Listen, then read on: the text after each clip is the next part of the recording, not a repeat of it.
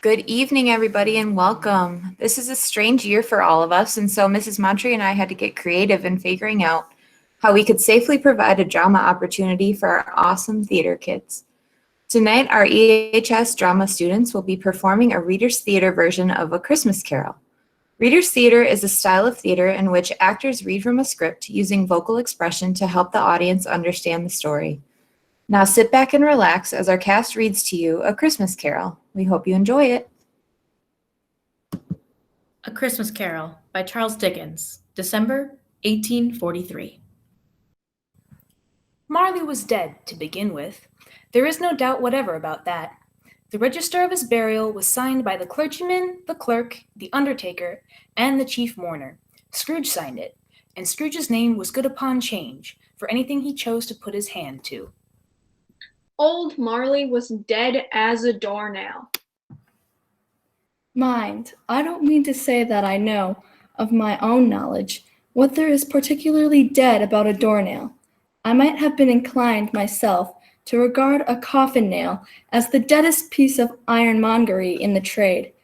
But the wisdom of our ancestors is in the simile, and my unhallowed hands shall not disturb it, or the country's done for. You will therefore permit me to repeat emphatically that Marley was as dead as a doornail.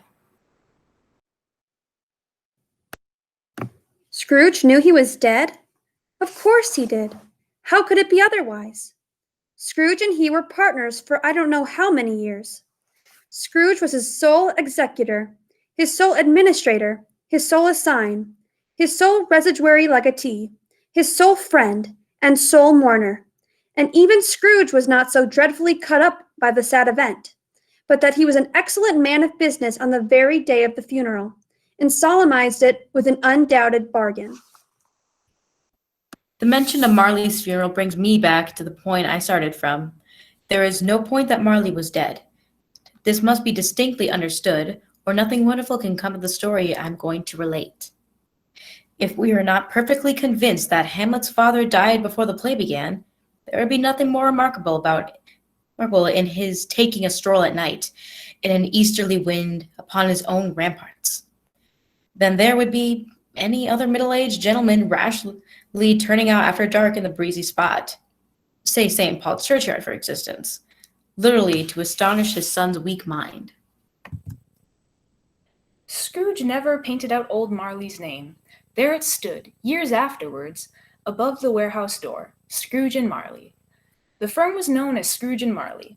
Sometimes people new to the business called Scrooge, and sometimes Marley. But he answered to both names. It was all the same to him.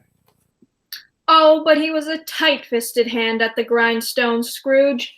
A squeezing, wrenching, grasping, scraping, clutching, covetous old sinner, hard and sharp as flint, from which no steel had ever struck out a generous fire, secret and self-contained and solitary as an oyster. The cold within him froze his old features, nipped his pointed nose, shriveled his cheeks, stiffened his gait, made his eyes red, his thin lips blue, and spoke out shrewdly in his grating voice. A frosty rime was on his head and his eyebrows and his wiry chin. He carried his own low temperature always about with him. He iced his office in the dog days and didn't thaw 1 degree at Christmas.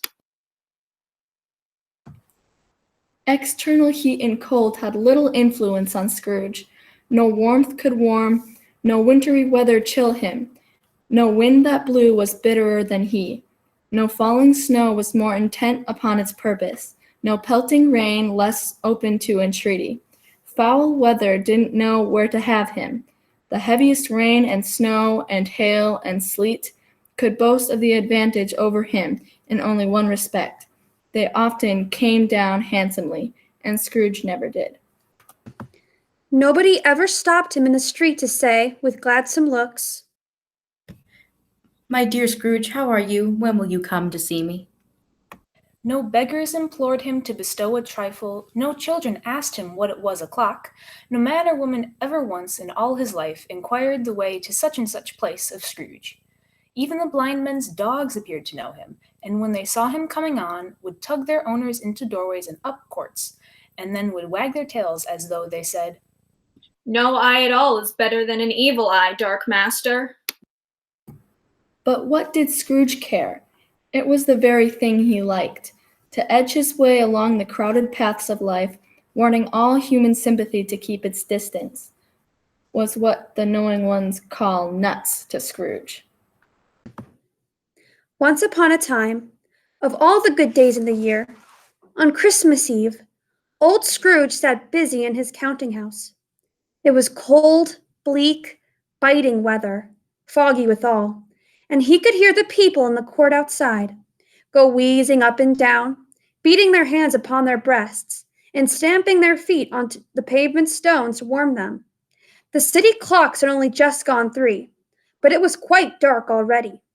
It had not been light all day, and candles were flaring in the windows of the neighboring offices, like ruddy smears upon a palpable brown air.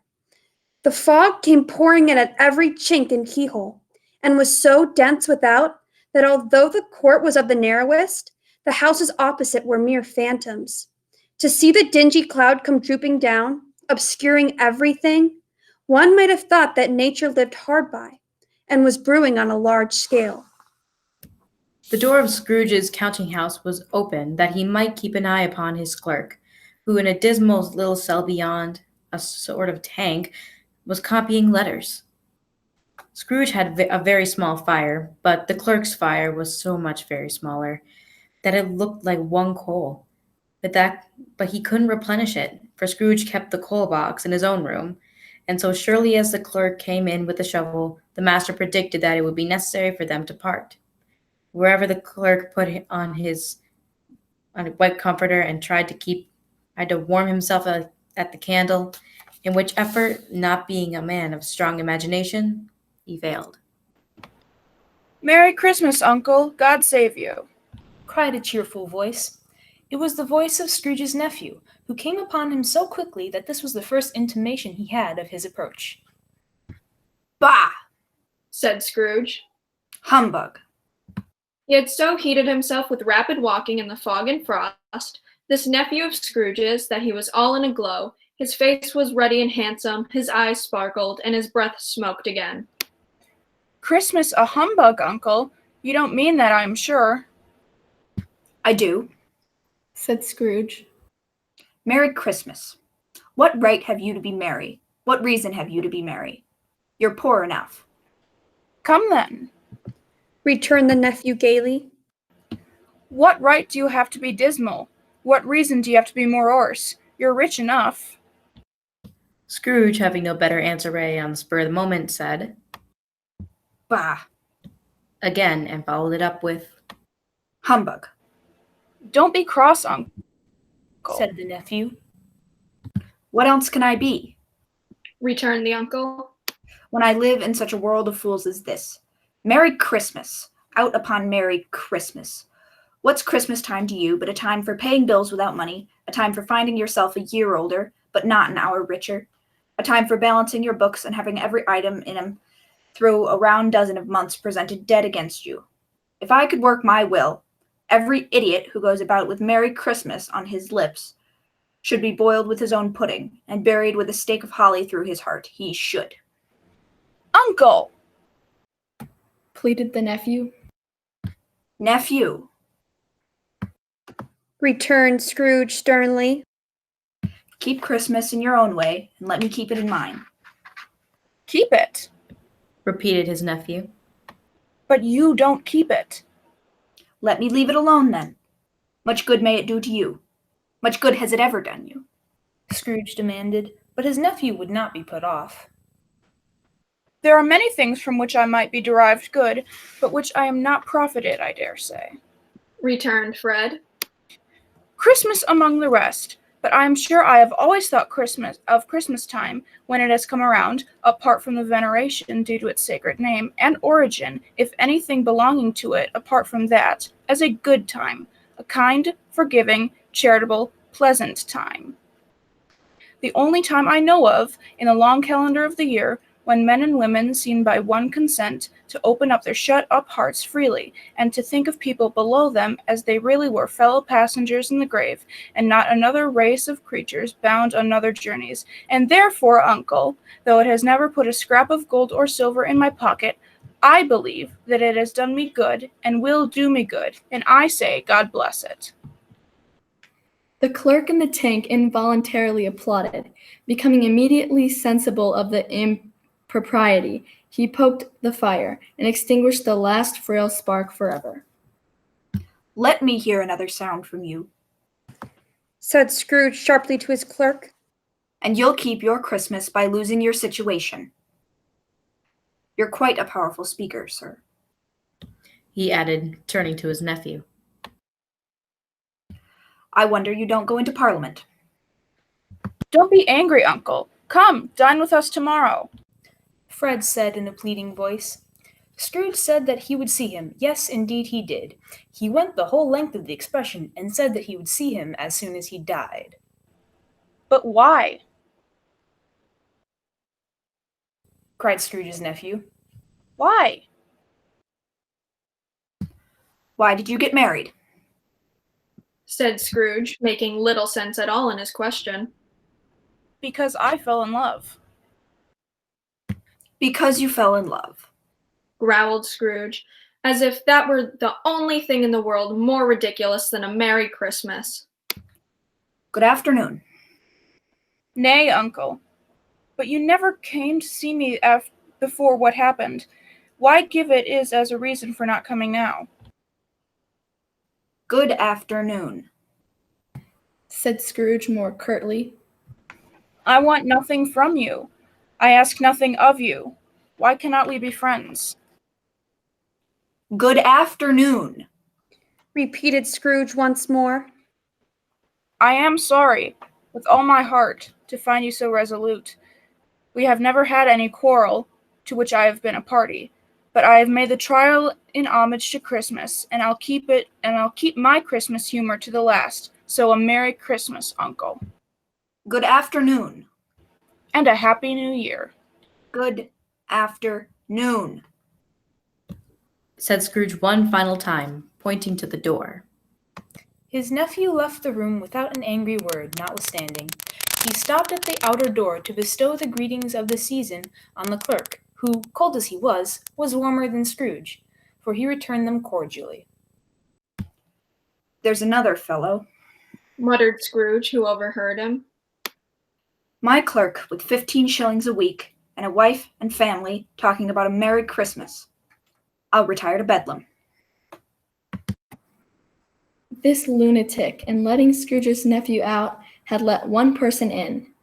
A portly gentleman, pleasant to behold, and now stood with his hat off in Scrooge's office. He had books and papers in his hands, and bowed to him. Scrooge Marley's, I believe. Said the gentleman, referring to his list. Have I the pleasure of addressing Mr. Scrooge or Mr. Marley? Mr. Marley has been dead these 7 years. Scrooge replied. He died 7 years ago, this very night. I have no doubt his liberality is well represented by his surviving partner. Said the gentleman, presenting his credentials. It certainly was, for he had been a kindred spirit. At the ominous word liberality, Scrooge frowned and shook his head, and handed the credentials back. At this festive season of the year, Mr. Scrooge, Continued the gentleman, taking up a pen. it is more than usually desirable that we should make some slight provision for the poor and destitute, who suffer greatly at the present time. Many thousands are in want of common necessities. Hundreds of thousands are in want of common comforts, sir. Are there no prisons?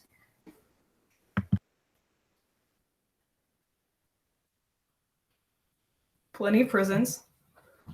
Said the gentleman, laying down the pen again. And the union workhouses? Demanded Scrooge. Are they still in operation? They are, still. Returned the gentleman. I wish I could say they were not. The treadmill and the poor law are in full vigor, then? Asked Scrooge, to which the gentleman replied. Both very busy, sir. Oh, I was afraid, from what you said at first, that something had occurred to stop them in their useful course.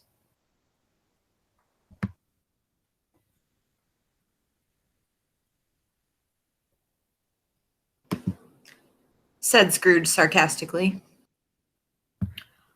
I'm very glad to hear it. Under the impression that they scarcely furnish Christian cheer of mind or body to the multitude, returned the gentleman. a few of us are endeavoring to raise a fund to buy the poor some meat and drink and means of warmth. We choose this time because it is a time of all others, when want is keenly felt and abundance rejoices.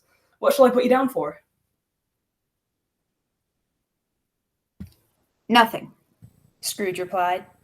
You wish to be anonymous? I wish to be left alone. Said Scrooge. Since you ask me what I wish, sir, that is my answer. I don't make merry myself at Christmas, and I can't afford to make idle people merry. I help to support the establishments I have mentioned. They cost enough, and those who are badly off must go there. Many can't go there, and many would rather die. If they'd rather die, they better do it, and decrease the surplus population. Because, excuse me, I don't know that. But you might know it. Observed the gentleman. It's not my business. It's enough for a man to understand his own business and not to interfere with other people's. Mine occupies me constantly. Good afternoon, sir. Scrooge replied meanly, and seeing clearly that it would be useless to pursue their point, the gentleman withdrew. Scrooge returned to his labors with an improved opinion of himself and in a more facetious temper than was usual with him. Meanwhile, the fog and darkness thickened so that people ran out with flares, offering their services to go before horses and carriages and conduct them on their way. The ancient tower of a church, whose gruff old bell was always peeping slyly down at Scrooge out of the Gothic window in the hall, became invisible and struck the hours and quarters from the clouds. The cold became intense. The Lord Mayor, in the stronghold of the mighty mansion house, gave orders to his 50 cooks and butlers to keep Christmas as a Lord Mayor's household should, and even the little tailor, whom he had fined 5 shillings on the previous Monday for being drunk in the streets, stirred up tomorrow's pudding in his garret, while his lean wife and the baby sallied out to buy the beef. Foggier yet, and colder. Piercing, searching, biting cold. The owner of one scant young nose, gnawed by the hungry cold as bones are gnawed by dogs, stooped down at Scrooge's keyhole to regale him with a Christmas carol, but at the first sound of God rest you, merry gentlemen, let nothing you dismay, Scrooge seized a ruler with such energy of action that the singer fled in terror, leaving the keyhole to the fog, an even more congenial frost. At the length of the hour of shutting up, the counting house arrived. With an ill will, Scrooge dismounted from his stool and told his clerk that it was time to close. The clerk instantly snuffed his candle out and put on his hat. Scrooge said to him, You'll want all day tomorrow, I suppose. If quite convenient, sir, replied the clerk. It's not convenient, and it's not fair. If I was to stop at half a crown for it, you'd think yourself ill-used, I suppose, retorted Scrooge, at which the clerk could only file faintly. Scrooge continued, And yet, you don't think me ill-used when I pay a day's wages for no work. But, sir, 'tis but once a year. the clerk observed. A poor excuse for picking a man's pocket every 25th of December.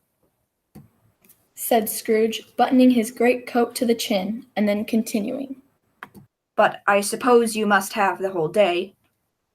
Be here all the earlier next morning. The clerk promised that he would, and Scrooge walked out with a growl. The office was closed in a twinkling, and the clerk, with the long ends of his white comforter dangling below his waist, for he boasted no great coat, hurried home to play with his children. Scrooge took this melancholy dinner to his usual melancholy tavern, having read all the newspapers and passing the rest of the evening with his banker's book, went home to bed. He lived in a gloomy set of rooms which had once belonged to his deceased partner. It was old enough now, and dreary enough, for nobody lived in it but Scrooge. Now, it is a fact that there was nothing at all particular about the knocker on the door, except that it was very large. It is also a fact that Scrooge had seen it, night and morning, during his whole residence in that place. Also, that Scrooge had as little of what is called fancy about him as any man in the city of London. Let it also be kept in mind that Scrooge had not spent one thought on Marley since his last mention of his 7 years' dead partner that afternoon. It seems odd, then, that Scrooge, having his key in the lock of the door, saw in the knocker not a knocker, but Marley's face. Marley's face. It had a dismal light about it, not angry or ferocious, but looked at Scrooge as Marley used to look, with ghostly spectacles turned up on its ghostly forehead. As Scrooge looked fixedly on the phenomenon, it was a knocker again. Startled, he put his hand upon the key, turned it sturdily, walked in, and lighted his candle. He paused for a moment before he shut the door, looking cautiously behind it at first, as if he half expected to be terrified with the sight of Marley's pigtail sticking out into the hall. But there was nothing on the back of the door except the screws and nuts that held the knocker on, so he said, "Po-po," and closed it with a bang. Scrooge fastened the door and walked across the hall and up the stairs, slowly too, trimming his candle as he went. He checked each room as he got to them. Sitting room, bedroom, lumber room, all as they should be. Nobody under the table, nobody under the sofa, a small fire in the grate, spoon and basin ready, and the little saucepan of gruel. Nobody under the bed, nobody in the closet, nobody in his dressing gown, which was hanging up in a suspicious attitude against the wall. Lumber room as usual, old fire guards, old shoes, 2 fish baskets, washing stand on 3 legs, and a poker. Quite satisfied, he closed his door and locked himself in, double locked himself in, which was not his custom. Thus secured against surprise, he took off his cravat, put on his dressing gown and slippers, and his nightcap, and sat down before the fire to take his gruel. Shortly he sat down in his favorite chair, and as he threw his head back, his glance happened to rest upon a bell, a disused bell that hung in the room, and communicated for some purpose now forgotten with a chamber in the highest story of the building. It was with great astonishment, and with a strange, inexplicable dread, that as he looked, he saw this bell begin to swing. It swung so softly in the outset that it scarcely made a sound, but soon it rang out loudly, and so did every bell in the house. This might have lasted half a minute, or a minute, but it seemed an hour. The bells ceased as they had begun, together. They were succeeded by clanking noise, deep down below, as if some person were dragging a heavy chain over the casks in a merchant's wine cellar. Scrooge then remembered he had heard ghosts in haunted houses were described as dragging chains. The cellar door flew open with a booming sound, and then he heard the noise much louder on the floors below, then coming up the stairs, then coming straight towards his door.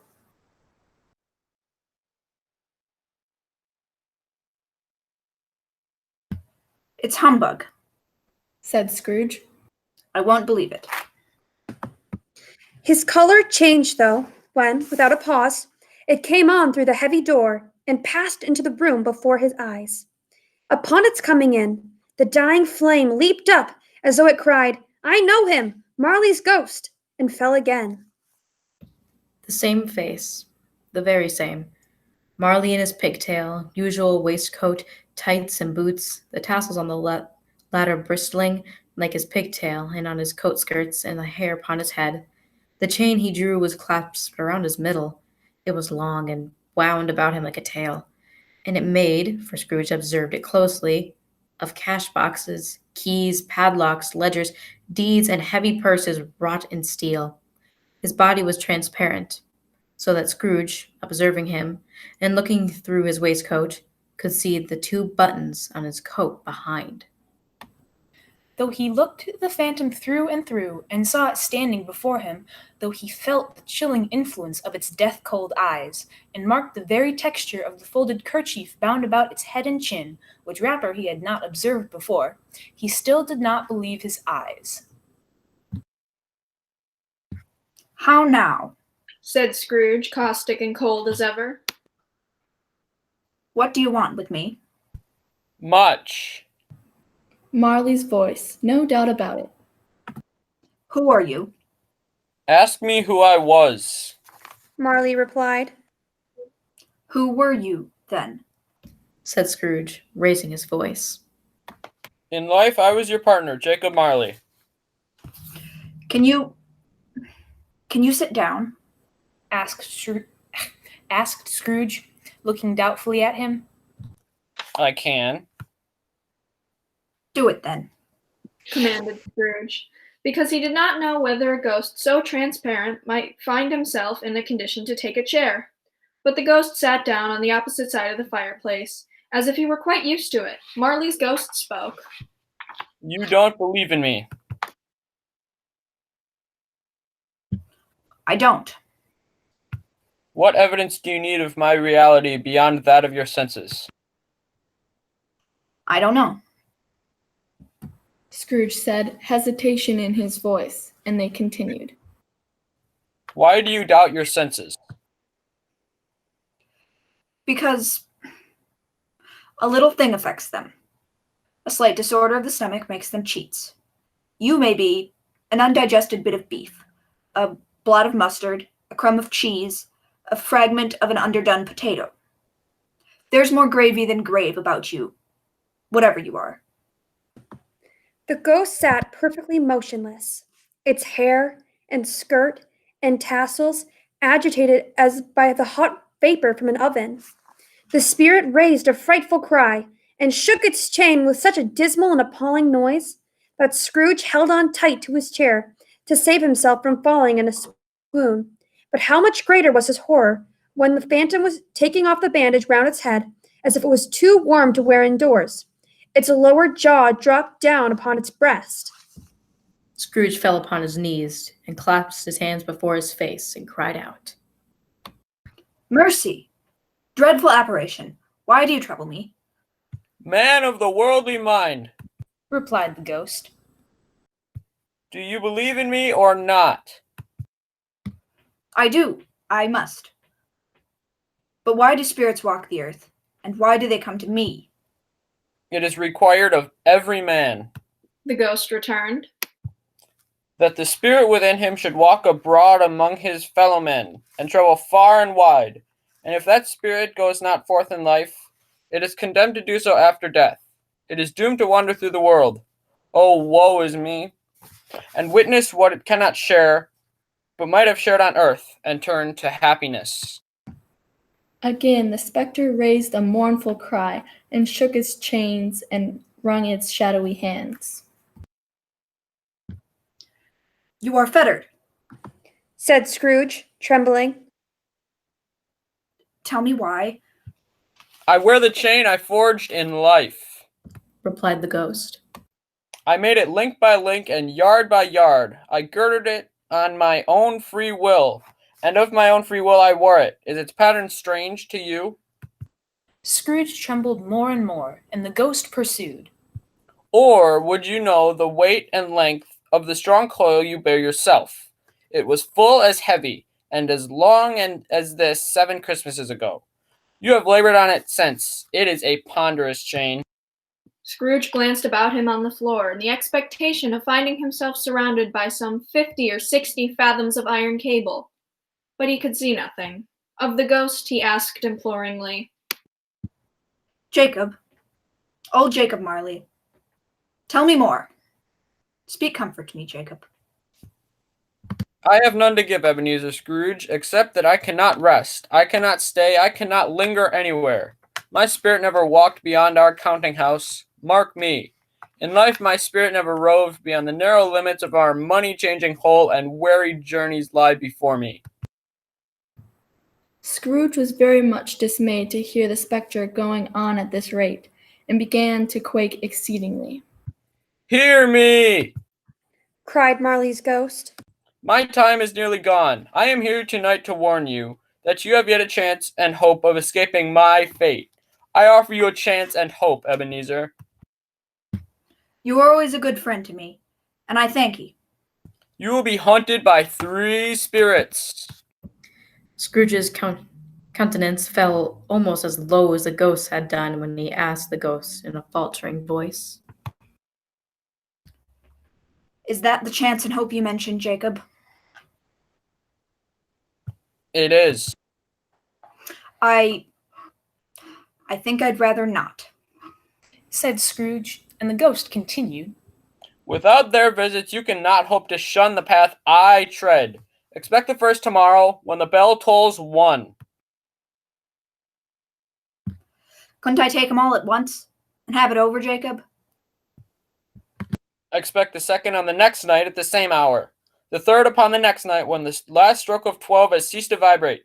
Look to see me no more, and look that, for your own sake, you remember what has passed between us.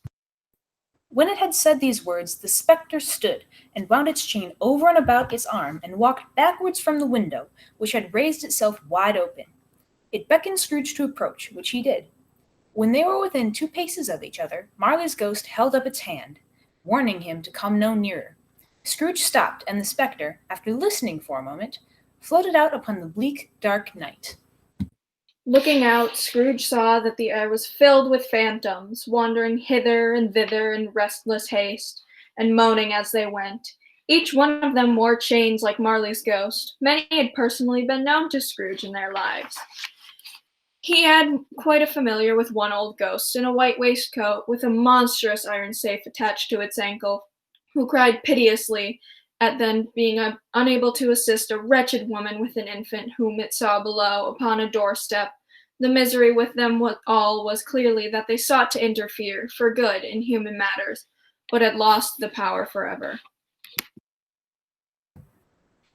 Scrooge closed the window and examined the door by which the ghost had entered.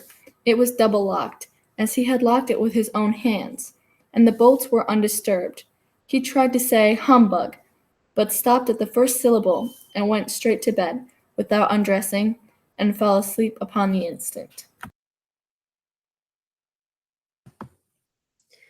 Scrooge awoke to the chimes of a neighboring church striking the 4 quarters. So he listened for the hour, and he heard a deep, dull, hollow, melancholy 1. Light flashed up in the room upon the instant, and the curtains of his bed were drawn. The curtains of his bed were drawn aside, I tell you, by a hand. Not the curtains at his feet, nor the curtains at his back, but those to which his face was addressed.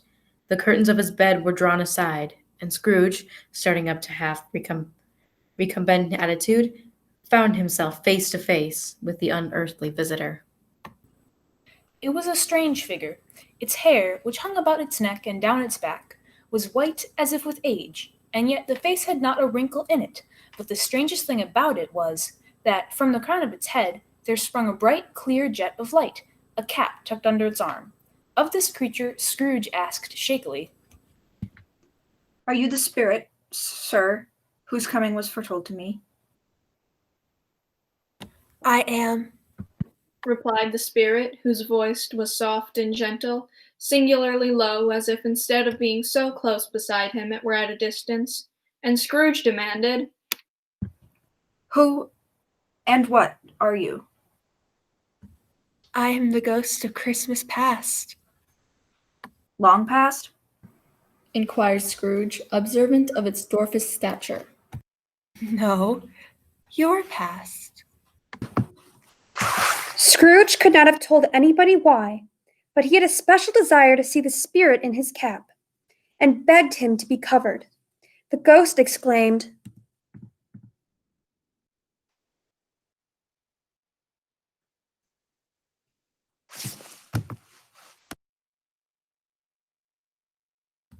What?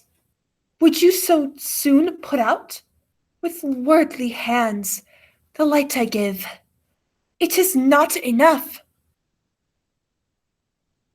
that you are one of those whose passions made this cap, and forced me through whole trains of years to wear it low upon my brow. Scrooge reverently disclaimed all intention to offend, or any knowledge of having wilfully bonneted the spirit at any period of his life. He then made bold to inquire what business brought him there, and the spirit of Christmas past replied, Your welfare. I am much obliged, but I cannot help but think that a night of unbroken rest would be more constructive to that end. Hearing this, the spirit said immediately, Your welfare reclamation, then. Take heed. It put out its strong hand as it spoke and clasped Scrooge gently by the arm and instructed. Rise and walk with me. It would have been in vain for Scrooge to plead that the weather and the hour were not adopted to pedestrian purposes, that the bed was warm and the thermometer a long way below freezing, that he was clad in but lightly in his slippers, dressing gown, and nightcap, and that he had a cold upon him at that time. The grasp, though gentle as a woman's hand, was not to be resisted. He rose, but finding that the spirit made towards the window, clasped his robe in supplication. In a whine, Scrooge said, I'm mortal and liable to fall. Bear but a touch of my hand there, and you shall be upheld in more than this, said the spirit, laying it upon Scrooge's heart. And as the words were spoken, they passed through the wall, and stood upon an open country road, with fields on either hand. The city had entirely vanished. Not a vestige of it was to be seen. The darkness and the mist had vanished with it, for it was a clear, cold winter day, with snow upon the ground. Good heaven, said Scrooge, clasping his hands together as he looked about him. I was bred in this place. I was a boy here. The spirit gazed upon him mildly. Its gentle touch, though it had been light and instantaneous, appeared to still present to the old man's sense of feeling. He was conscious of 1,000 odors floating in the air, each one connected with 1,000 thoughts and hopes and joys and cares long, long forgotten.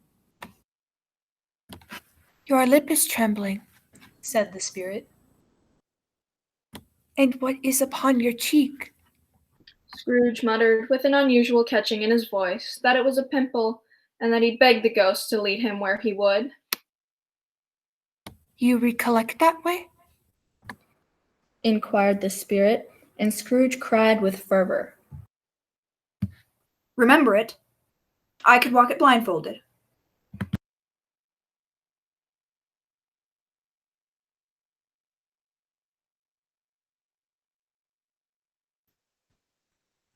Strange to have forgotten it for so many years.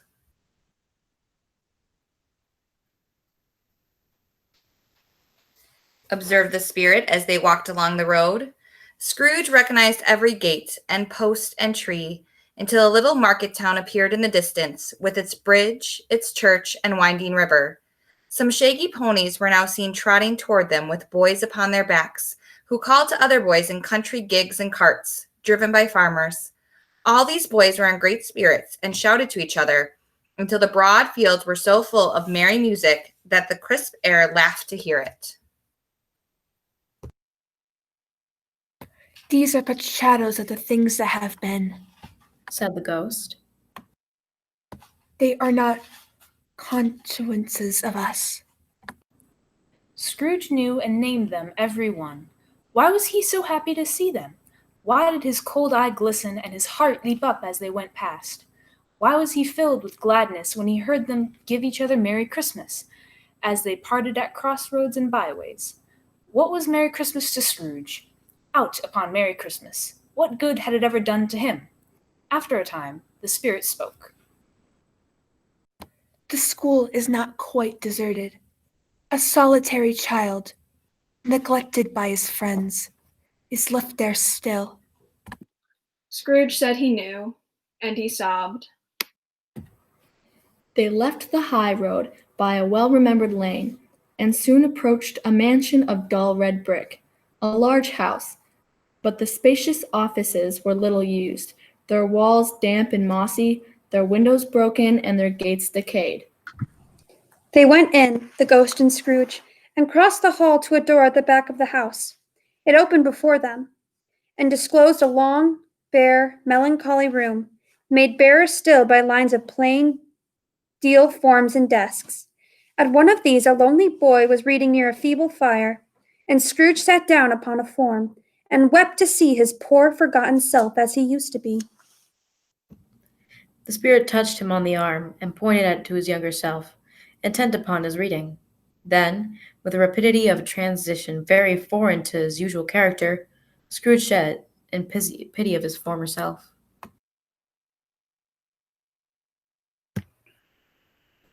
Poor boy. And cried again.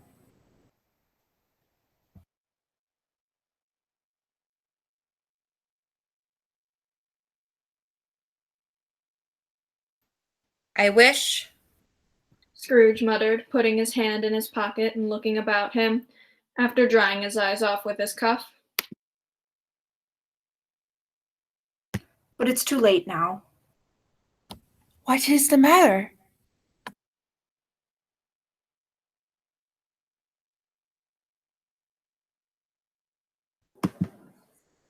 Nothing. said Scrooge. Nothing. There was a boy singing a Christmas carol at my door.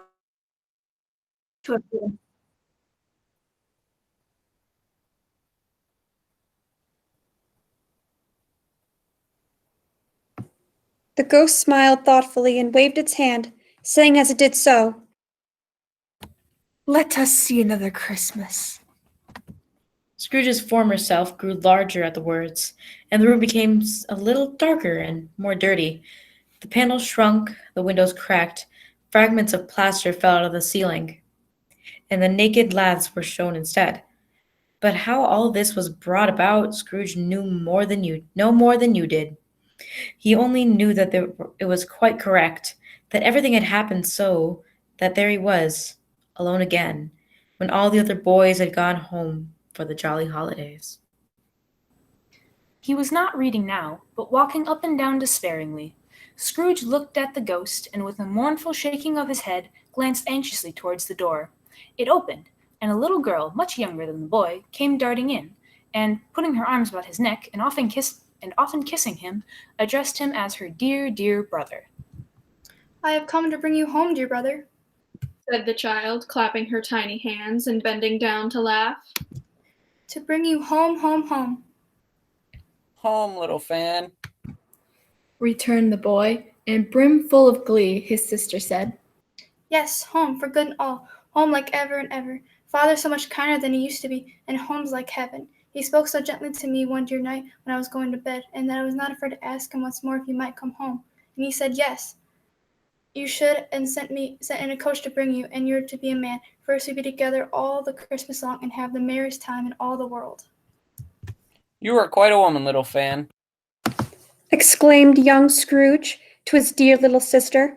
She clapped her hands and laughed, and tried to touch his head, but being too little, laughed again and stood on tiptoe to embrace him. Then she began to drag him, in her childish eagerness, towards the door, and he, nothing loath to go, accompanied her. Always a delicate creature, whom a breath might have withered, but she had a large heart.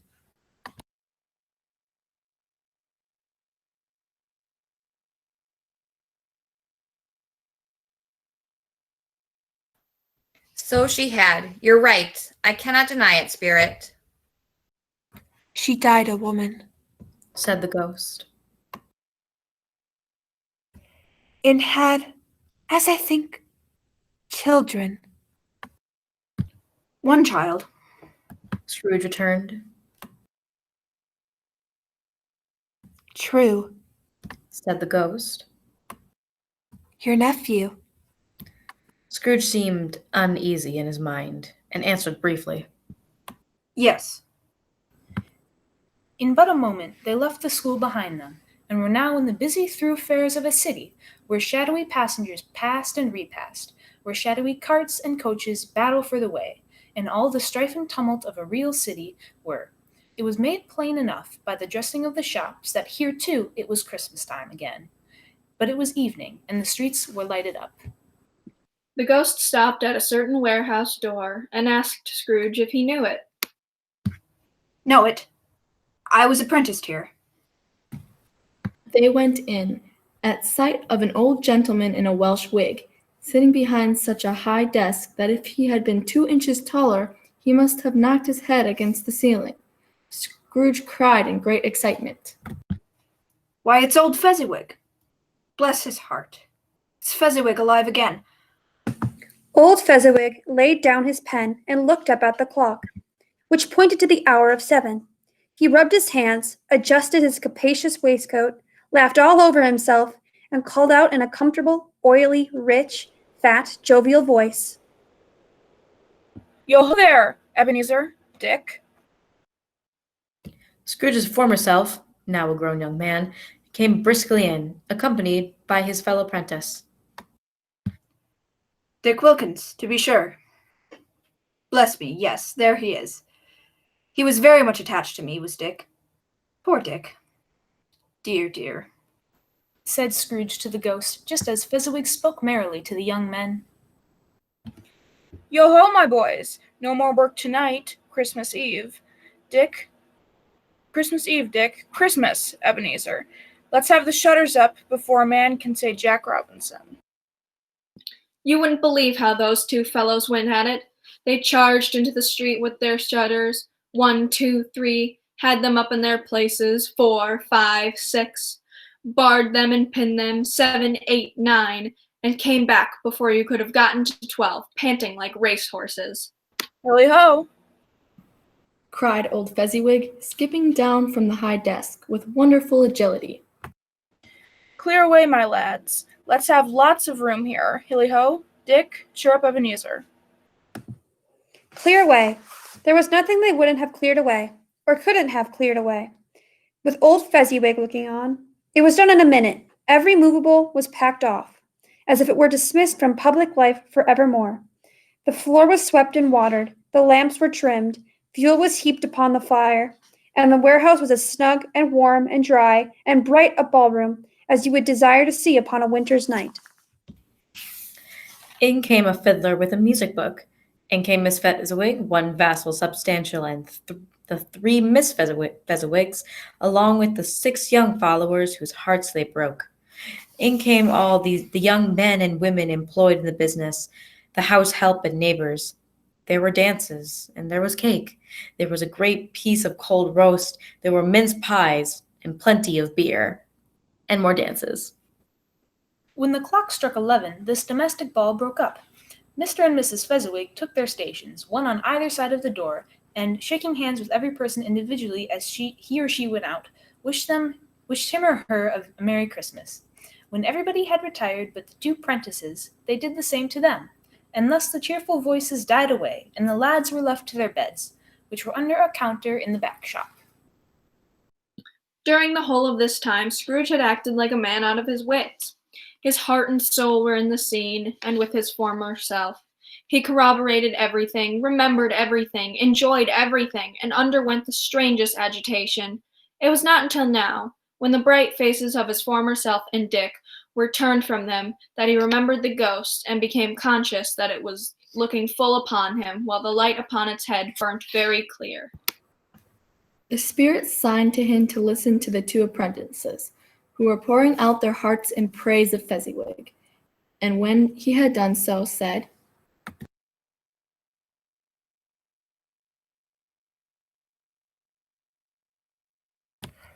He has spent a few pounds of your mortal money, 3 or 4 perhaps. Is that so much that he deserves this phrase? It isn't that, said Scrooge, heated by the remark, and speaking unconsciously like his former, not his latter, self. It isn't that, Spirit. He has the power to render us happy or unhappy, to make our service light or burdensome, a pleasure or a toil. Say that his power lies in words and looks, and things so slight and insignificant that it is impossible to add and count them up. What then? The happiness he gives is quite as great as if it cost a fortune. He felt the spirit's glance and stopped. What is the matter? Asked the ghost, to which Scrooge replied, Nothing in particular. Something, I think. The ghost insisted. No. No. I should like to be able to say a word or two to my clerk just now. That's all. His former self turned down the lamps as he gave utterance to the wish, and Scrooge and the ghost again stood side by side in the open air. My time grows short. Observed the spirit. Quick.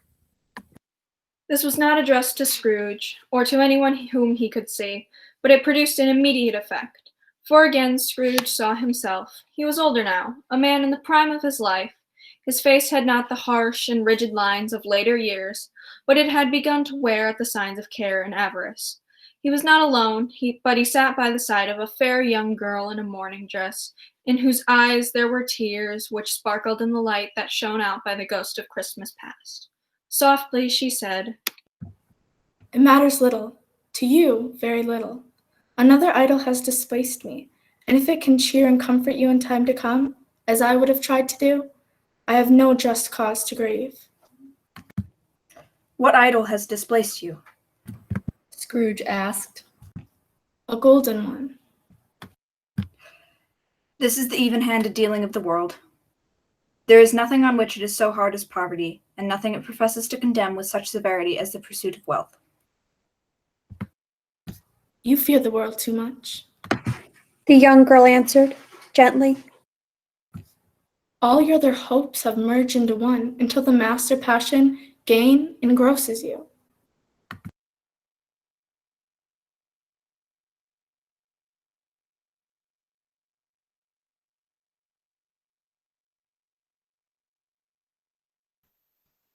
What then?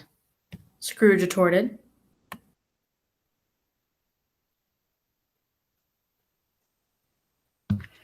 Even if I have grown so much wiser, what then? I am not changed towards you. She shook her head, and Scrooge asked, Am I? Our contract is an old one. It was made when we were both poor and content to be so, until, in good season, we could improve our worldly fortune by our patient industry. You are changed. When it was made, you were another man. I was a boy. Scrooge said immediately, impatiently. Your own feeling tells you that you are not what you are. I am. That which promised happiness when we were one in heart is fraught with misery now that we are two. How often and how keenly I have thought of this, I will not say. It is enough that I have thought of it and can release you. Have I ever sought release? In words? No, never. In what then? In a changed nature, atmosphere of life, another hope as its great end, and everything that made my love of any worth or value in your sight. If this had never been between us, tell me, would you seek me out and try to win me? No. Said the girl, looking mildly but with steadiness upon him.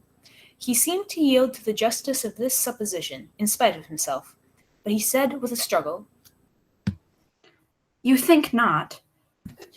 I would gladly think otherwise if I could. Heaven knows.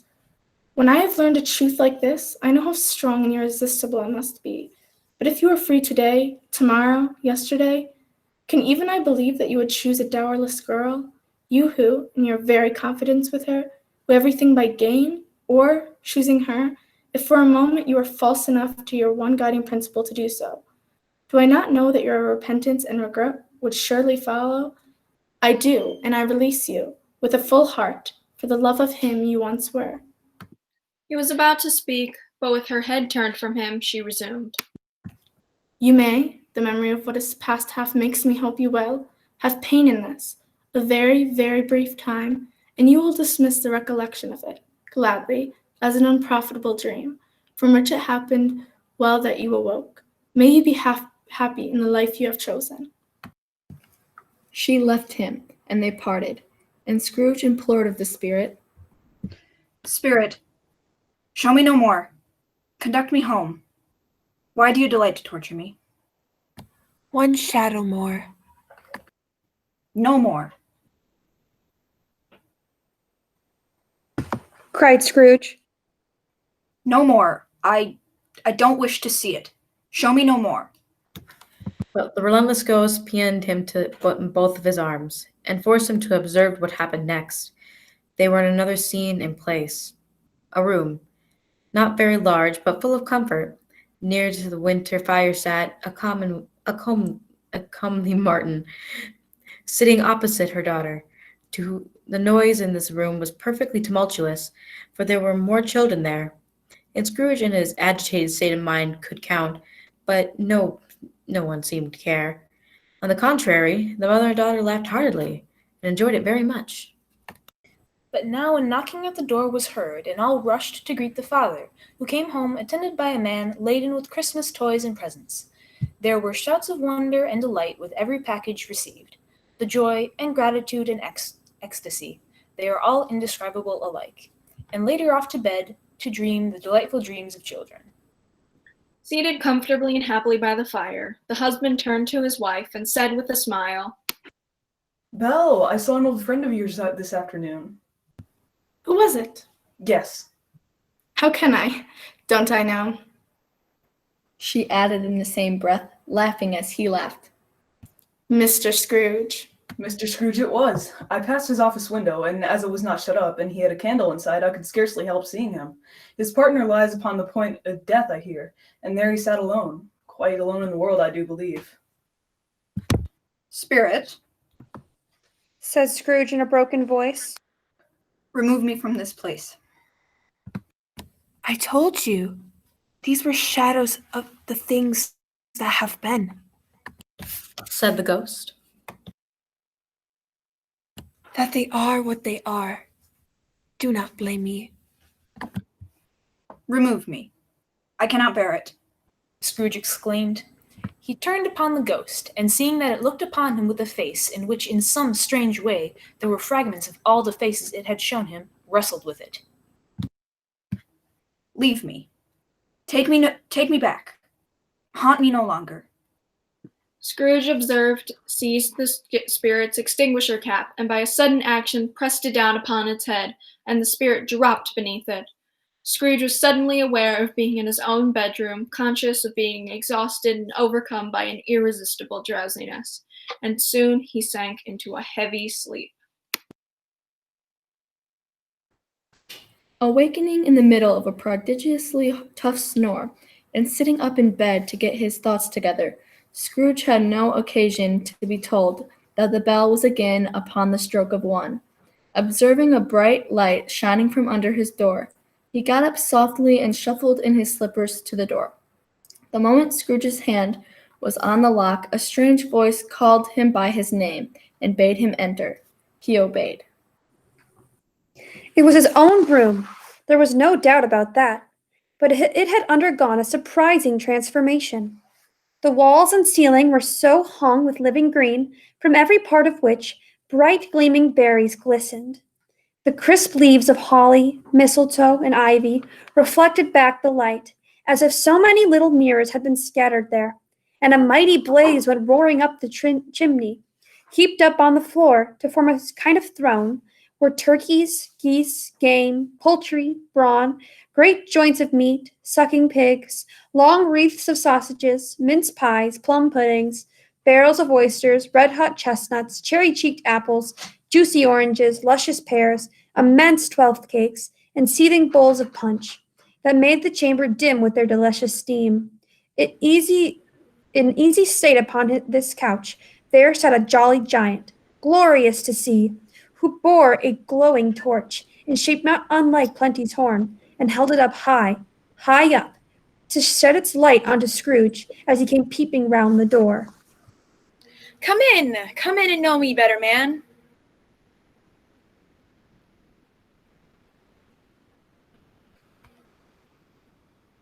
Exclaimed the ghost. Scrooge entered timidly and hung his head before the spirit. He was not the dogged Scrooge he had been, and though the spirit's eyes were clear and kind, Scrooge did not like to meet them. I am the ghost of Christmas present. Look upon me, said the spirit. Scrooge reverently did so. It was clothed in one simple green robe, or mantle, bordered with white fur. Girded around its middle was an antique scabbard, but no sword was in it, and the ancient sheath was eaten up with rust. He spoke in a voice friendly and almost as a laugh. You have never seen the like of me before. Never. The ghost of Christmas present rose, and as he did, Scrooge spoke submissively. Spirit, conduct me where you will. I went forth last night on compulsion, and I learnt a lesson which is working now. Tonight, if you have aught to teach me, let me profit by it. Touch my robe. Scrooge did as he was told and held it fast as they were instantly transported to the city streets on Christmas morning. The last deposit snow had been plowed up in deep furrows by the heavy wheels of carts and wagons. The sky was gloomy, and the shortest streets were choked up with a dingy mist whose heavier particles descended in a shower of sooty atoms, as if all the chimneys in Great Britain had, by one consent, caught fire, and were blazing away to their dear hearts' content. There was nothing very cheerful about the climate or the town, and yet there was an air of cheerfulness abroad in the clearest summer air and the brightest summer sun that might have endowered to diffuse in vain. The people who were shoveling away on the housetops were jovial and full of glee. The poulterers' shops were still half open, and the fruiters were radiant in their glory.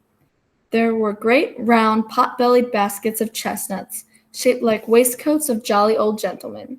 There was hung-up mistletoe. There were pears and apples clustered high in blooming pyramids. There were bunches of grapes, oranges, and lemons. But soon the steeples called good people all to church and chapel, and away they came, flocking through the streets in their best clothes.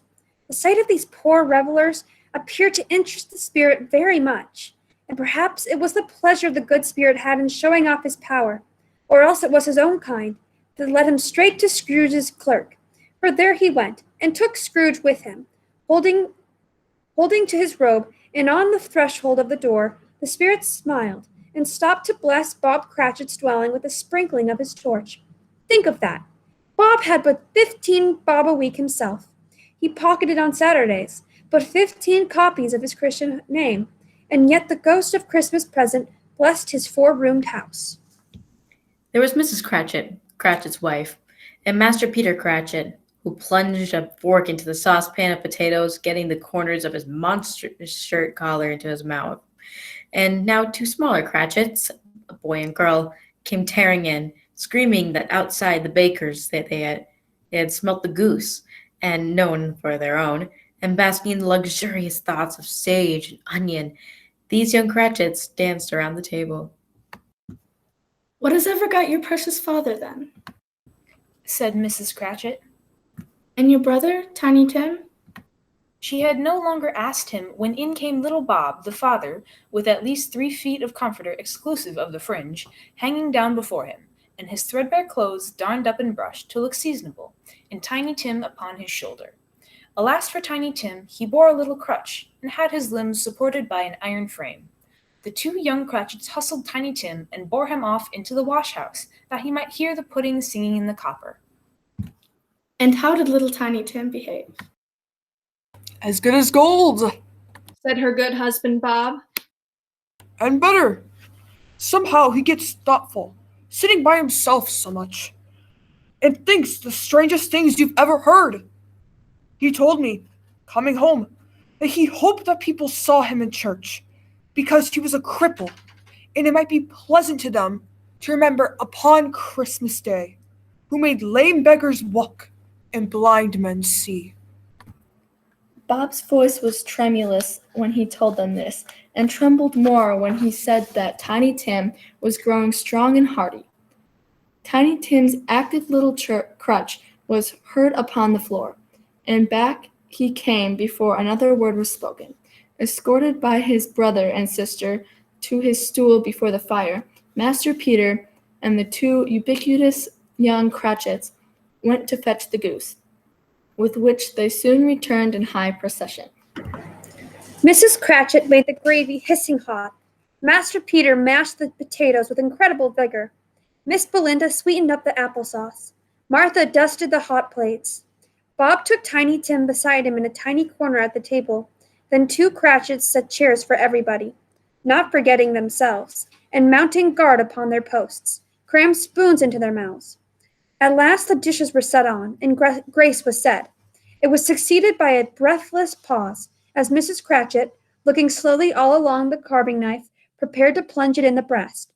But when she did, and when the long-expected gush of stuffing issued forth, the one murmur of delight arose all around the board, and even Tiny Tim, excited by the 2 young Cratchits, beat on the table with the handle of his knife, and feebly cried, "Hurrah!"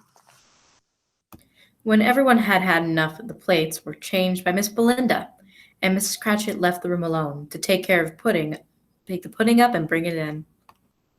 Oh, a wonderful pudding, enjoyed by all. And when at last the dinner was all done, the table cleared, and drinks served round, Bob proposed, A Merry Christmas to us all, my dears. God bless us. Which all the family re-echoed, and Tiny Tim echoed last of all. God bless us, everyone. Tiny Tim sat very close to his father's side upon his little stool. Bob held his withered little hand in his, as if he loved the child, and wished to keep him by his side, and dreaded that he might be taken from him. Scrooge asked of the spirit, with an interest he had never felt before. Spirit, tell me if Tiny Tim will live. I see a vacant seat in the poor chimney corner, and a crutch without an owner, carefully preserved. If these shadows remain unaltered by the future, the child will die. No, kind spirit. Say he will be spared. If these shadows remain unaltered by the future, none other of my race will find him here. What then? If he be like to die, he had better do it, and decrease the surplus population. Scrooge hung his head to hear his own words quoted by the spirit, and was overcome with penitence and grief. And the spirit said to him, It may be that in the sight of heaven, you are more worthless and less fit to live than millions like this poor man's child. Scrooge bent before the ghost's rebuke, and trembling cast his eyes upon the ground. But he raised them speedily, up, and on hearing his own name issued by Bob as a toast. Mr. Scrooge, I'll give you Mr. Scrooge, the founder of the feast. The founder of the feast, indeed, cried Mrs. Cratchit, reddening. I wish I had him here. I'd give him a piece of my mind to feast upon, and I'd hope he'd have a good appetite for it. My dear, said Bob cautiously. The children. Christmas Day. It should be Christmas Day, I am sure, on which one drinks the health of such an odious, stingy, hard, unfeeling man as Mr. Scrooge. You know he is, Robert. Nobody knows it better than you do. Poor fellow. My dear, Was Bob's mild answer. It's Christmas Day. Well, drink his health for your sake, and the day's, not for his. Long life to him, a Merry Christmas, and a Happy New Year. He'll be very merry and very happy, I have no doubt. The children drank the toast after her. It was the first of their proceedings which had no heartiness. Tiny Tim drank it last of all, but he didn't care 2 pence for it. Scrooge was the ogre of the family. The mention of his name cast a dark shadow on the party, which was not dispelled for a full 5 minutes. And now, without a word of warning, Scrooge found himself standing in a bright, dry, gleaming room with the spirit standing smiling by his side, and listening to the laughter of his own nephew, Fred. There is nothing in the world so irresistibly contagious as the laughter and good humor.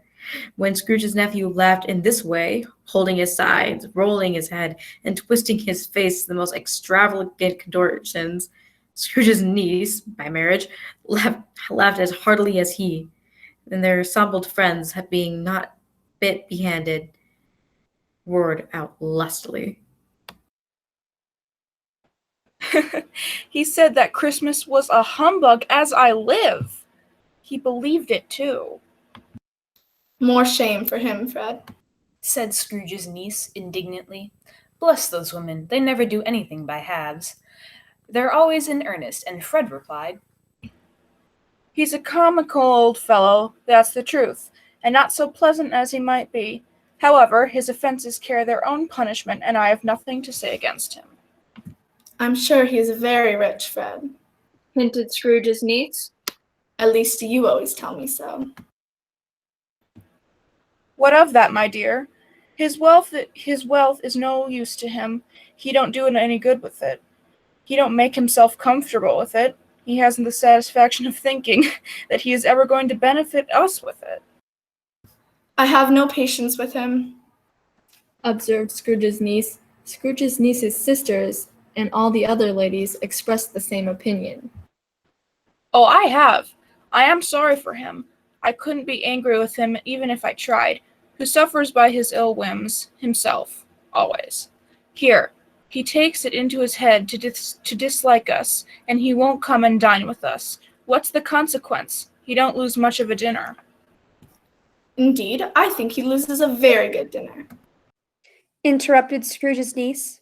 Everybody else said the same, and they must be allowed to have competent judges, because they had just had dinner, and with the dessert upon the table, were clustered round the fire by lamplight. Well, I'm very glad to hear it. I only meant that the consequence of his taking a dislike to us, and not making merry with us, is, as I think, that he loses some pleasant moments, which couldn't do him no harm. I am sure he loses pleasanter companions that he can find in his own thoughts, either in his moldy old office or his dusty chambers. I mean to give him the same chance every year, whether he likes it or not, for I pity him. He may rail at Christmas till he dies, but he can't help thinking better of it. I defy him, if he finds me going there in good temper year after year and saying, Uncle Scrooge, how are you? If it only puts him in the vein to leave his poor clerk £50, that's something, and I think I shook him yesterday. It was their turn to laugh now, the notion of his shaking Scrooge. But being thoroughly good-natured and not much caring what they laughed at, just so that they laughed at any rate, Fred encouraged them in their merriment.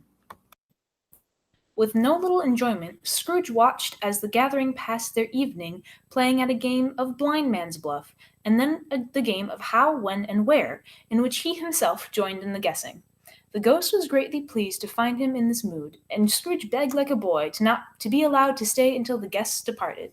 But this the spirit said could not be done.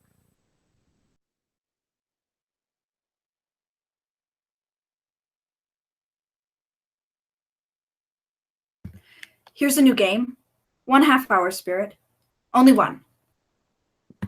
It was a game called Yes or No, where Scrooge's nephew had to think of something and the rest must find out what, he only answering to their questions yes or no.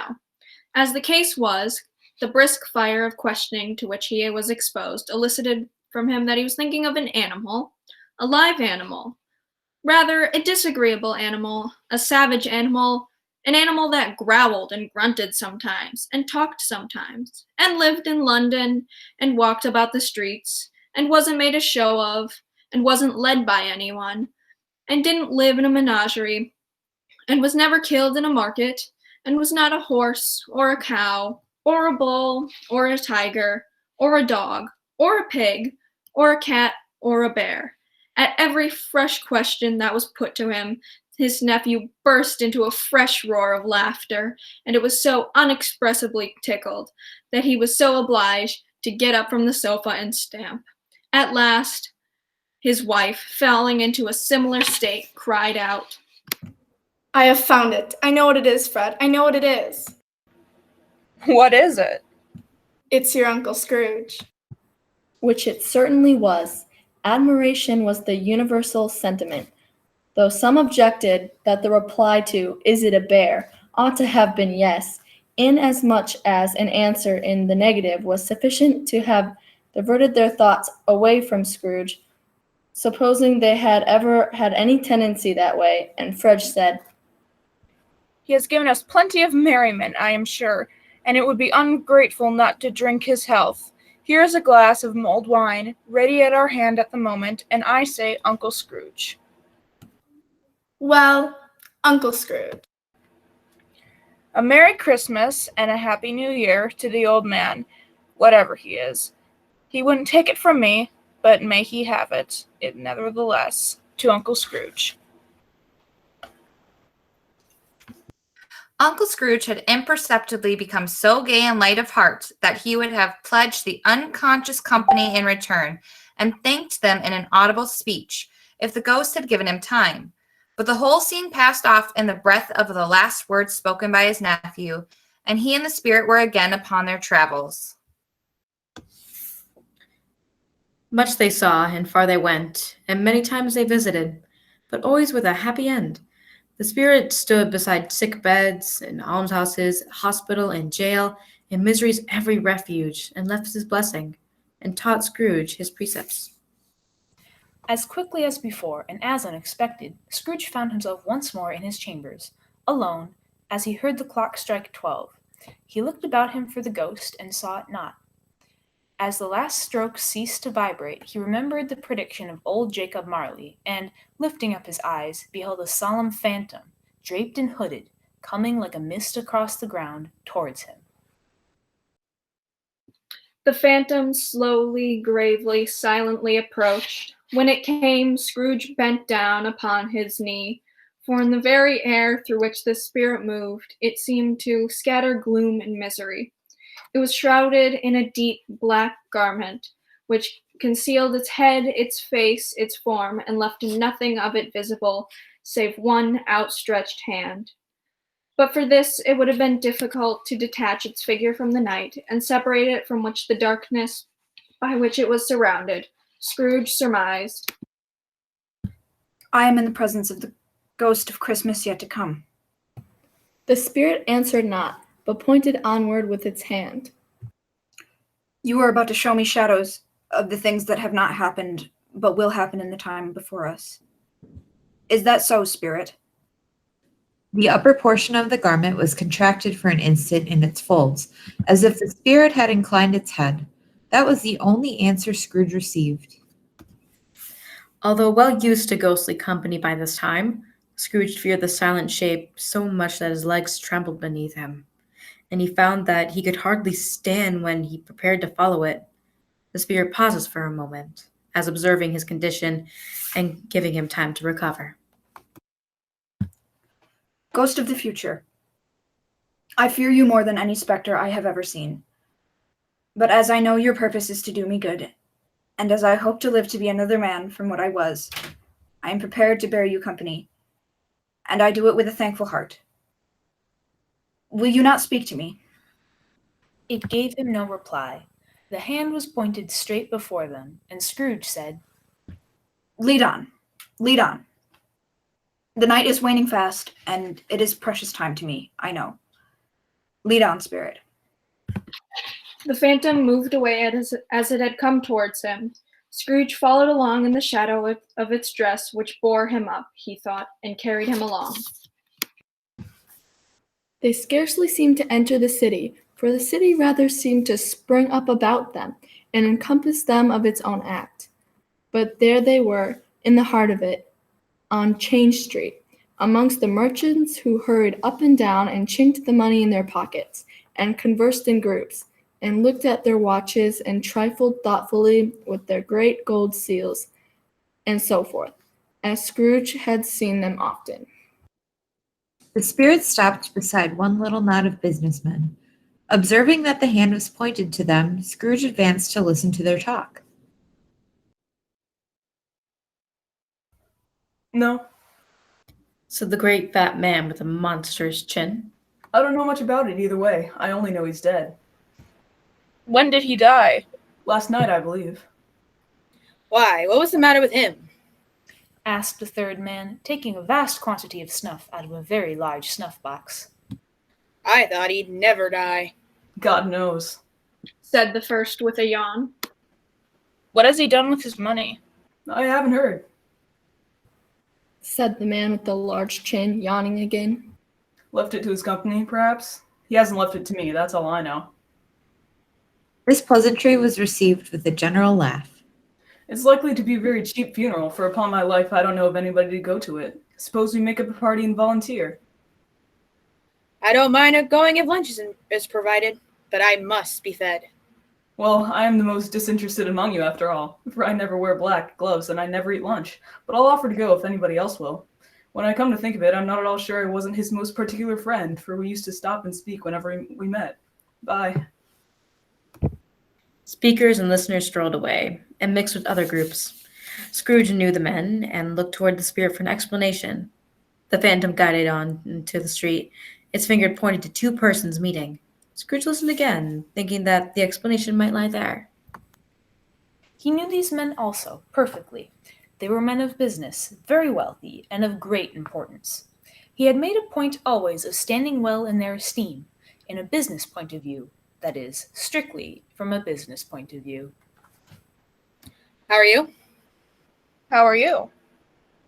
Well, old Scratch has got his own at last, eh? So I'm told. Cold, isn't it? Seasonable for Christmas time. You're not a skater, I suppose. No. Something else to think of. Good morning. Not another word. That was their meeting, their conversation, and their parting. Scrooge was at first inclined to be surprised that the spirit should attach importance to conversations apparently so trivial, but feeling assured that they must have some hidden purpose, he set himself to consider what it was likely to be. They could scarcely be supposed to have any bearing on the death of Jacob, his old partner, for that was past, and this ghost's province was the future. Nor could he think of anyone immediately connected with himself to whom he could apply them. He looked about in that very place for his own image, but another man stood in his accustomed corner, and though the clock pointed to his usual time of day for being there, he saw no likeness of himself among the multitudes that poured in through the porch. It gave him little surprise, however, for he had been revolving in his mind a change of life, and thought and hoped he saw his newborn resolutions carried out in this. Quiet and dark, beside him stood the phantom with its outstretched hand. They left the busy scene and went into an obscure part of town where Scrooge had never penetrated before, although he recognized its situation and its bad repute. The ways were foul and narrow, the shops and houses wretched, the people slipshod and ugly. Alleys and archways, like so many cesspools, disgorged their offenses of smell and dirt and life upon the straggling streets, and the whole quarter reeked with crime, with filth and misery. In a low-browed shop below a penthouse roof sat a raggedy, gray-haired rascal, a man nearly 70 years of age, sitting in among the wares he dealt in. Scrooge and the phantom came on into the presence of this man, just as a woman with a heavy bundle slunk into the shop. But she had scarcely entered when another woman, similarly laden, came in too, and she was closely followed by a man in faded black, who was no less startled by the sight of them than they had been upon the recognition of each other. After a short period of blank astonishment, in which the old man with the pipe had joined them, they all three burst into a laugh. The first woman to arrive threw her bundle on the floor and sat down in a flaunting manner on a stool. Crossing her elbows on her knees and looking with a bold defiance at the other two, she said to the other woman, What odds then? What odds, Miss Dilber? Every person has a right to take care of themselves. He always did. That's true indeed. No man more so. Why then, don't stand staring as if you're afraid. Woman, who's the wiser? We're not going to pick holes in each other's coats, I suppose. No, indeed. We should hope not. Very well then, that's enough. Who's the worse for the loss of a few things I like these? Not a dead man, I suppose. No, indeed, said Miss Dilber, laughing. If he wanted to keep them after he was dead, why wasn't he natural in his lifetime? If he had been, he had somebody to look after him when he was struck with death, instead of lying gasping out his last there, alone by himself. It's the truest word that was ever spoke. It's a judgment on him. With some care, as though presenting their materials for a market, they each in turn presented old Joe with the wares they had to offer. The man in faded black was first to produce his plunder. It was not extensive. A seal or two, a pencil case, a pair of sleeve buttons, and a brooch of no great value were all. They were severely examined and appraised by old Joe, who chalked the sums he was disposed to give for each upon the wall and added them up into a total when he found there was nothing more to come. To the man he said, That's your account, and I wouldn't give another 6 pence if I was to be boiled for not doing it. Who's next? Mrs. Dilber was next. Sheets and towels, a little wearing apparel, 2 old-fashioned silver teaspoons, a pair of sugar tongs, and a few boots. Her account was stated on the wall in the same manner. I always give too much to ladies. It's a weakness of mine, and that's the way I ruin myself. That's your account. If you asked me for another penny and made it an open question, I'd repent for being so liberal and knock off half a crown. And now undo my bundle, Joe. Joe went down on his knees for the greater convenience of opening it, and having unfastened a great many knots, dragged out a large and heavy roll of some dark stuff. What do you call this? Bed curtains? Returned the woman, laughing and leaning forward on her crossed arms. Bed curtains. You don't mean to say you took them down, rings and all, with him lying there? Yes, I do. And why not? You were born to make your fortune, and you'll certainly do it. I certainly shan't hold my hand when I can get anything in it by reaching it out, for the sake of such a man as he was. I promise you, Joe. Returned the woman coolly. Don't drop that oil upon the blankets now. His blankets. Whose else do you think? He isn't likely to take cold without them, I dare say. I hope he didn't die of anything catching, eh? Scrooge listened to this dialogue in horror, and shuddering from head to foot, said, Spirit, I see. The case of this unhappy man might be my own. My life tends that way now. Merciful heaven, what is this? Scrooge recoiled in terror, for the scene had changed, and now he had almost touched a bed, a bare, uncurtained bed, on which beneath a ragged sheet there lay something covered up, which, though it was dumb, announced itself in an awful language. Scrooge glanced toward the phantom. Its steady hand was pointed to the head. The cover was so carelessly adjusted that the slightest raising of it, the motion of a finger upon Scrooge's part, would have disclosed the face. He thought of it, felt how easy it would be to do, and longed to do it, but had no more power to withdraw the veil than to dismiss the spectre at his side. Again he spoke. Spirit, this is a fearful place. In leaving it, I shall not leave its lesson. Trust me. Let us go. Still, the ghost pointed with an unmoving finger to the head. I understand you, and I would do it if I could. But I have not the power, Spirit. I have not the power. If there is any person in the town who feels emotion caused by this man's death, show that person to me, Spirit. I beseech you. The ghost conducted him through several sheets of familiar to his feet, and as they went along, Scrooge looked here and there to find himself, but nowhere was he to be seen.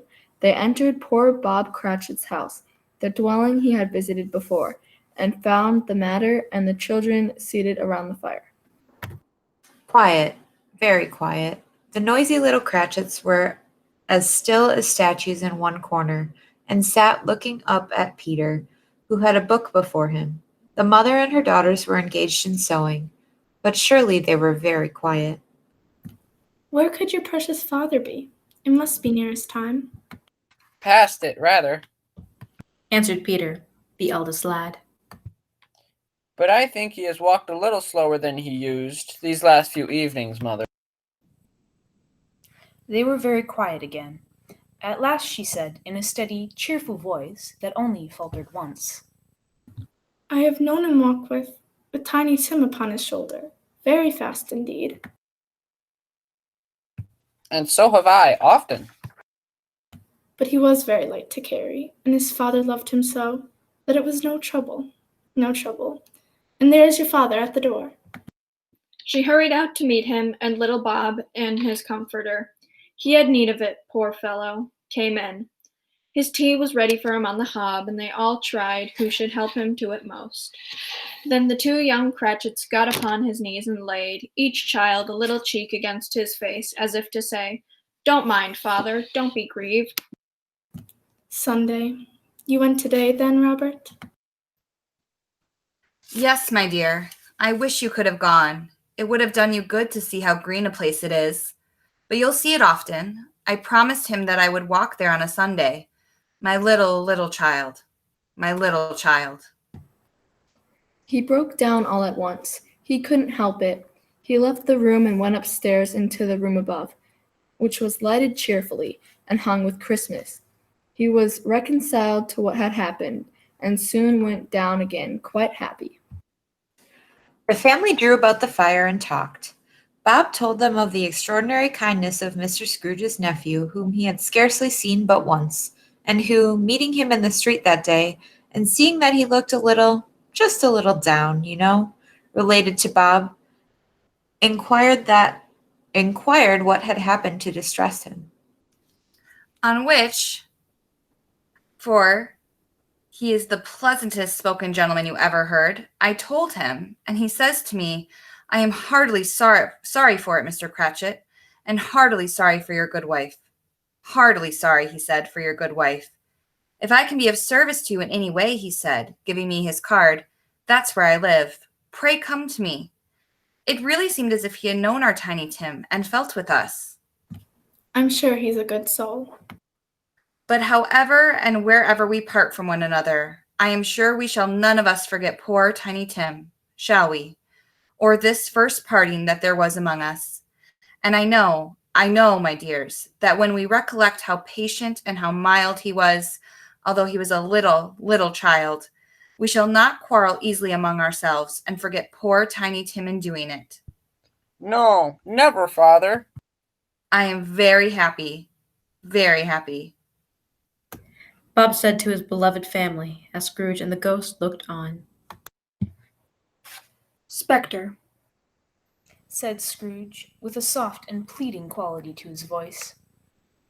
something informs me that our parting moment is at hand. I know it, but I know not how. Tell me what man that was, who we saw lying dead. The ghost of Christmas yet to come conveyed him, as before. Though at a different time, he thought, indeed, there seemed to be no order in these later visions, save that they were in the future, but it showed not himself. These courts, through which we hurry now, is where my place of occupation is, and has been for a length of time. I see the house. Let me behold what I shall be, in days to come. The spirit stopped. The hand was pointed elsewhere. The house is yonder, spirit. Why do you point away? The inexorable finger underwent no change. Scrooge hastened to the window of his office and looked in. It was an office still, but not his. The furniture was not the same, and the figure in the chair was not himself. The phantom pointed as before. They went on until they reached an iron gate. Scrooge paused to look round before entering. A churchyard. Here, then, the wretched man whose name he had now known to learn lay lying underground. It was a worthy place, walled in by houses, overrun by grass and reeds, choked up with too much burying. A worthy place. The spirit stood among the graves and pointed down to one. Scrooge advanced toward it, trembling. The phantom was exactly as it had been, but he dreaded that he saw new meaning in its solemn shape, and said, Before I draw nearer to that stone to which you point, answer me one question. Are these the shadows of things that will be, or are they the shadows of things that may be only? Still, the ghost pointed downward to the grave by which it stood. Scrooge crept towards it, trembling as he went, and following the finger, read upon the stone of the neglected grave his own name, Ebenezer Scrooge. Am I the man who lay upon the bed? Scrooge cried upon his knees. The finger pointed from the grave to him and back again. No, Spirit. Oh, no, no. Spirit, hear me. I am not the man I was. I will not be the man I have been. Why show me this if I am past all hope?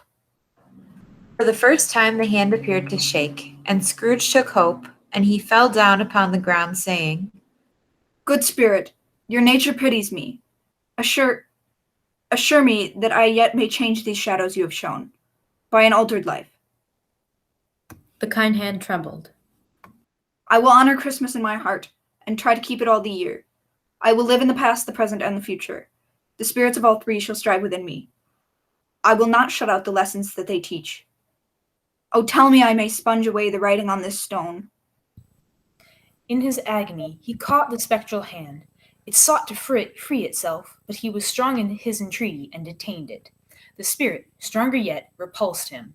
Holding up his hands in a last prayer to have his fate reversed, he saw an alteration in the phantom's hood and dress. It shrunk, collapsed, and dwindled down into a bedpost. Yes, and the bedpost was his own, the bed his own, the room his own. Best and happiest of all, it was the time before him, it was his own. And to make amends in. I will live in the past, the present, and the future. Scrooge repeated as he scrambled out of bed. The spirits of all three shall strive within me. O Jacob Marley, heaven and the Christmas time be praised for this. I say it on my knees, O Jacob, on my knees. He was so fluttered and so glowing with his good intentions that his broken voice would scarcely answer to his call. He had been sobbing violently in his conflict with the spirit, and his face was wet with tears.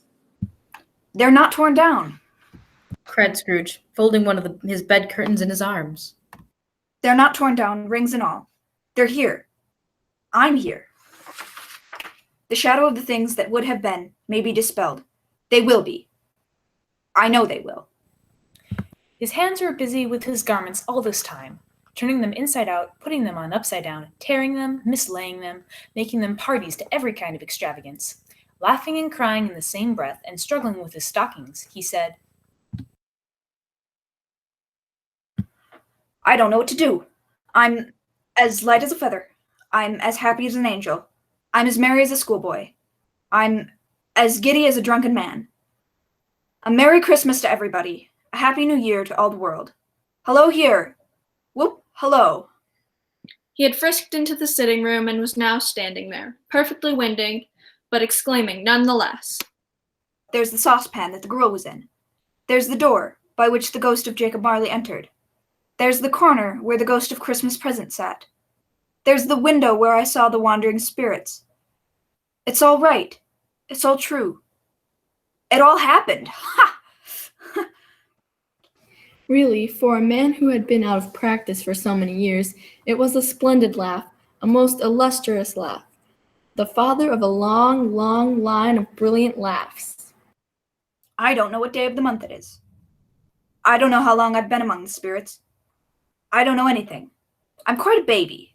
Never mind. I don't care. I'd rather be a baby. Hello. Whoop, hello here.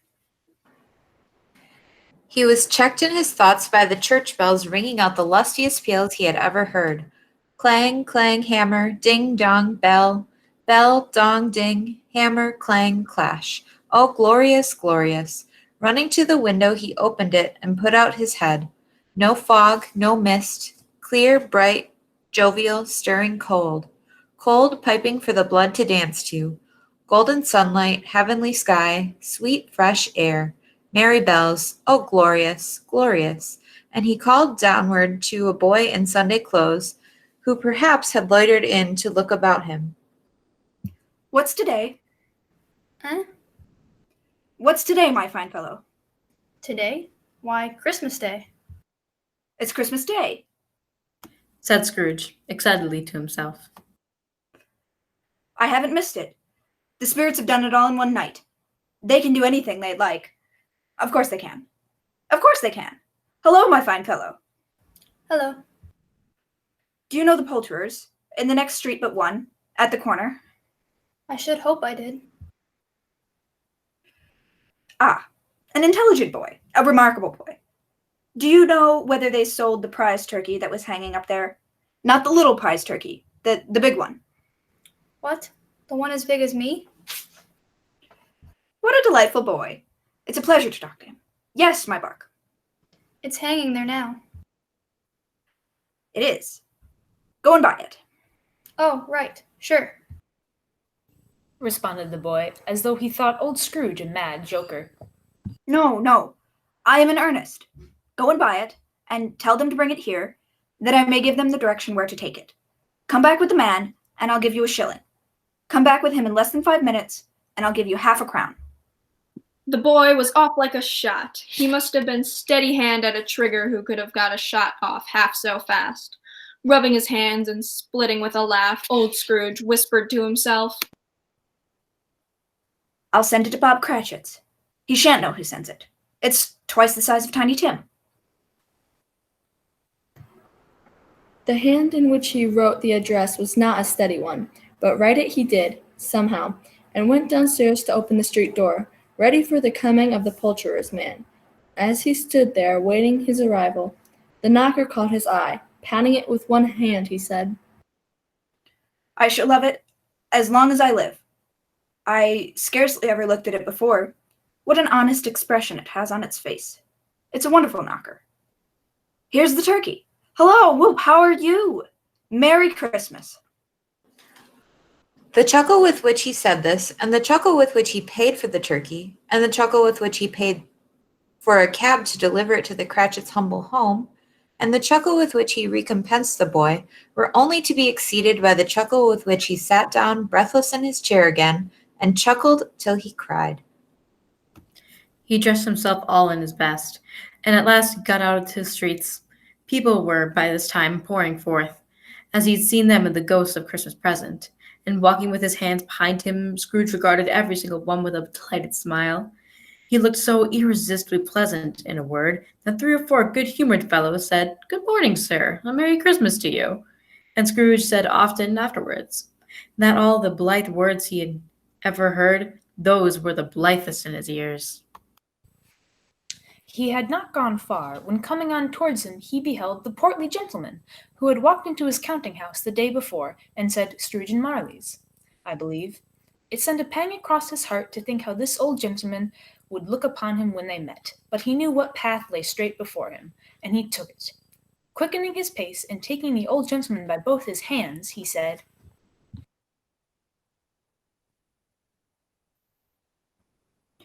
My dear sir, how do you do? I hope you succeeded yesterday. It was very kind of you. A Merry Christmas to you, sir. Mr. Scrooge. Yes, that is my name, and I fear it may not be pleasant to you. Allow me to ask your pardon. And will you have the goodness? Here, Scrooge whispered into his ear. Lord bless me, cried the gentleman, as if his breath were taken away. My dear Mr. Scrooge, are you serious? If you please, not a farthing less. A great many back payments are included in it, I assure you. Will you do me that favor? My dear sir, I don't know what to say to such munificence. Don't say anything, please. Come and see me. Will you come and see me? I will. Thank you. I am much obliged to you. I thank you 50 times. Bless you. He went to church and walked about the streets and watched the people hurrying to and fro and patted children on the head and questioned beggars and looked down into the kitchens of houses and up to the windows and found that everything could yield him pleasure. He had never dreamed that any walk, that anything, could give him so much happiness. In the afternoon, he turned his steps toward his nephew's house. He passed the door a dozen times before he had the courage to go up and knock. But he made a dash, and did it, and asked of the girl who answered the door,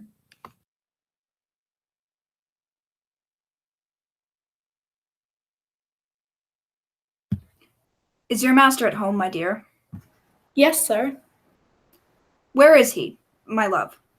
He's in the dining room, sir, along with the mistress. I'll show you upstairs, if you please. Thank you. He knows me, said Scrooge, with his hand already on the dining-room lock. I'll go in here, my dear. He turned the latch gently and sidled his face in round the door. They were looking at the table, preparing to sit and eat their fine Christmas meal. Fred? Dear heart alive, how his niece by marriage started.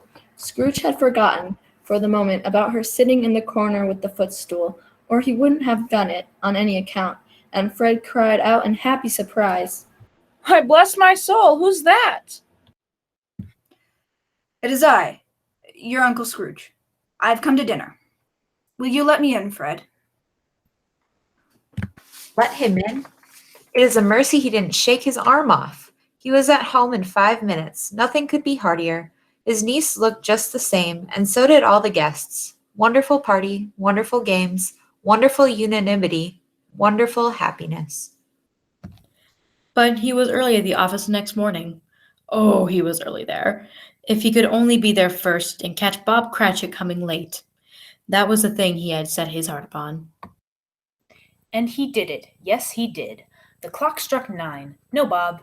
A quarter past. No Bob. He was full 18 minutes and a half behind his time. Scrooge sat with his door wide open that he might see him come into the tank. His hat was off before he opened the door, his comforter too. He was on the stool in a jiffy, driving away with his pen, as if he were trying to overtake 9 o'clock. Hello, growled Scrooge in his accustomed voice, as near as he could feign it. What do you mean by coming here at this time of the day? I am very sorry, sir. I am behind my time. You are. Yes, I think you are. Step this way, sir, if you please. It is only once a year, sir. It shall not be repeated. I was making rather merry yesterday, sir. Now I'll tell you what, my friend. I am not going to stand this sort of thing any longer, and therefore, he continued, leaping from his stool and giving Bob such a dig in the waistcoat that he staggered back into the tank again. And therefore, I am about to raise your salary. Bob trembled, and thinking old Scrooge had become mad, got a little nearer to the ruler. He had a momentary idea of knocking Scrooge down with it, holding him and calling to the people of the court for help in a straight waistcoat. A Merry Christmas, Bob, said Scrooge, with an earnestness that could not be mistaken, as he clapped his obviously astonished employee on the back. A merrier Christmas, Bob, my good fellow, than I have given you for many a year. I'll raise your salary, and endeavor to assist your struggling family, and we will discuss your affairs this very afternoon, over a Christmas bowl of punch, Bob. Make up the fires, and buy another coal scuttle before you dot another I, Bob Cratchit. Scrooge was better than his word. He did it all, and infinitely more. And to Tiny Tim, who did not die, he was a second father. He became as good a friend, as good a master, and as good a man as the good old city knew, or any good old city, town, or borough in the good old world. Some people laughed at this alteration in him, but he should let them laugh, and little heeded them. He thought it was quite well that they should wrinkle up their eyes and grins. His own heart laughed, and that was quite enough for him. He had no further intercourse with spirits, but lived upon the total abstinence principle ever afterwards. And it was always said of him that he knew how to keep Christmas well, if any man alive possessed the knowledge. May that be truly said of us, and all of us. And so, as Tiny Tim observed, God bless us, every one. And that concludes our reading of A Christmas Carol. Thank you all for watching. We wish you a Merry Christmas and a Happy Holiday. Have a great evening.